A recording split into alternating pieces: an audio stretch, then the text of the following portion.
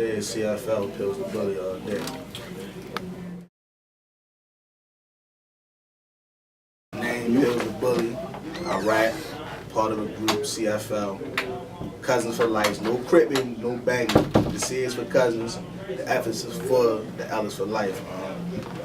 I'm a hip-hop supporter, been doing it since I can pick a pen up, put a bar together, listen to a beat. So that's pretty much what I do, the same thing everybody was doing, a little bit better than I had. Wow. Mainstream-wise, I'm Biggie, Pac, of course. I grew up in that late 90s, early 2000 era. A lot of people, citywide. I mean, I like everybody. Everybody influenced me.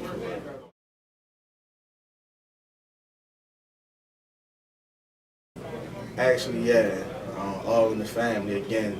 Me featured CFL, Fat Cat, D to the A, Poisonous Duck. We got an album coming out sometime late this year, early next year. So be on the lookout. A little bit of everything. We got party music, we got feel good music, we got the for the streets, for the clubs. I like to tell stories, so it's a little bit of that. It's a little bit of everything. It's not too much of one thing, but a lot of everything.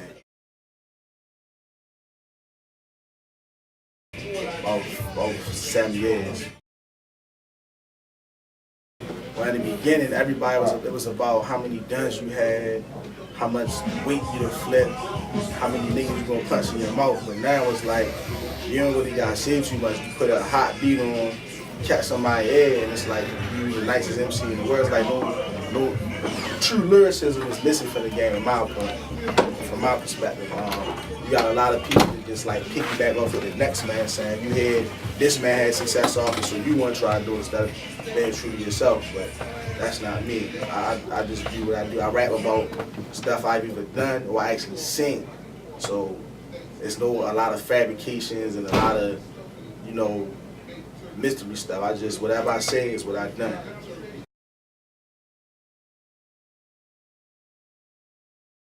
Unify. It's too much division in the ranks. If you're not a part of this clique, if you don't know this dude, if you never shared nothing with somebody, it's like they turn their back on you. Like case in point, I can reach out to anybody, and they probably look down on me like you're not a part of my clique. I don't know you. This, that, and the third. So unification, flat out.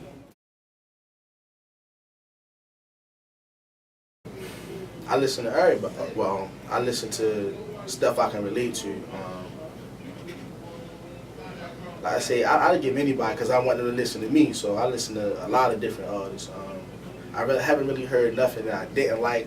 Maybe it's something I think somebody can do better, but it is what it is. As long as you true to yourself. In some instances, I get feedback, but again, everybody can't take constructive criticism. So rather than create an uncomfortable situation, I just tuck it in. I might write about it in a roundabout way. So sometimes yeah, sometimes no.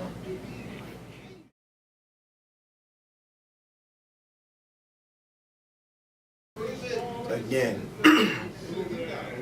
a lot of people, homeboys, cousins, uncles, nieces, nephews, calling their music. So if I see a comment from 8 people that you run with, it's like I try to that's gonna make me more interested to want to listen to it myself, because I know your brother, your label mate gonna push you forward like you're the best in the world, when in actuality you might not be. So the criticism come from people that really don't know you. All the applause and the hand claps and the woo-hoos come from the people that you run with every day, that you drink with, that you actually probably record with. So if I see a lot of comments from people that I know you run with, that's gonna make me really want to listen and see what damn they doing it because they got to.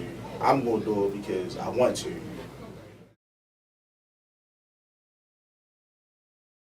Couple of solo songs, couple of verses on other people's projects that I've yet to hear, but Yeah, but pretty much our whole album, our whole movement been us. It can do both. It can downplay or uplift. If you got a CD full of collabos with a lot of nice MCs and you just as good, if not better, then that's gonna lift you up. But if you got a CD or a collabo with a bunch of rappers, then you just like other people listening to their verses and skipping over yours or not even worried about you and it's yours, then that can actually bring you down. So it can go both ways. When I'm doing a solo song, it's just me. It's my idea. I don't gotta kind of match wits with what my group mates going, because I mean, you don't want the complexity to be I'm rapping about, you know, a female and they rapping about robbing a bank. See, it is just me. I can just go in with my idea, one idea, and run with it. But when you're doing with other people, you gotta make sure all three of y'all even pause when you go to lead the verse. It's like a song with 3 different directions. We all got like 3 different ideas, but we all heading in the same direction. Me, I'm more of an old school. I'm like a student. I studied the hip hop game. I like to try to bring a lot of soulfulness to it. One of my other group mates, they more into the political aspect. They like to get deep into the politics of hip hop, the politics of society, and then the third group member, he just like a mixture of both of us put together, but in his own way. So we all like kind of complement each other.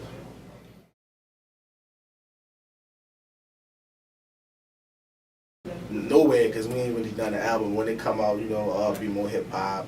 We still like in the crawling. We ain't even get up and start walking yet. We in the crawling stage, but everything will come to fruition hopefully soon.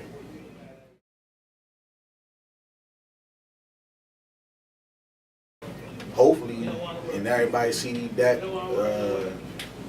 called This Changer, internet. I just want to be heard. 2 years from now, I definitely plan to have my name mentioned with, you know, Baltimore hip hop, period, good or bad.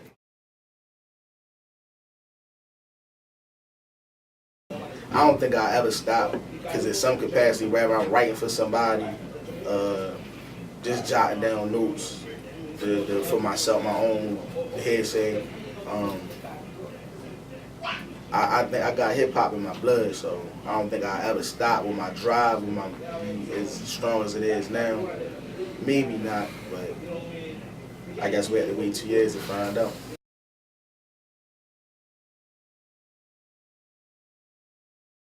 Well, I mean, I got a regular 9 to 5. I punch a clock. I'm not on nobody's block. I'm not flipping no packs. I work in Morgan State University. I tell anybody where I work at. And I work down Camden Yards, baseball season. I got a son. I chill with my son. Actually looking at him, remembering how I used to be when I was his age, actually keep me motivated, because I'm like, I see him following the same thing. Like I be sitting there, right here, come sit on my lap. I give him a piece of paper. Of course, he be scribbling, but he be writing too. So just looking at him and seeing how I can like influence him to maybe do the same thing would keep me motivated. My son just turned 6, and I almost said 5, please forgive me, but my son just turned 6. Yeah, since he can walk, he been dancing. I used to be in the bathroom practice, like before a little show, I been there going over my lyrics, and he'd come in the bathroom, bopping, and be grabbing my leg and want me to pick him up so he can get in the mirror. I'm a mirror fanatic.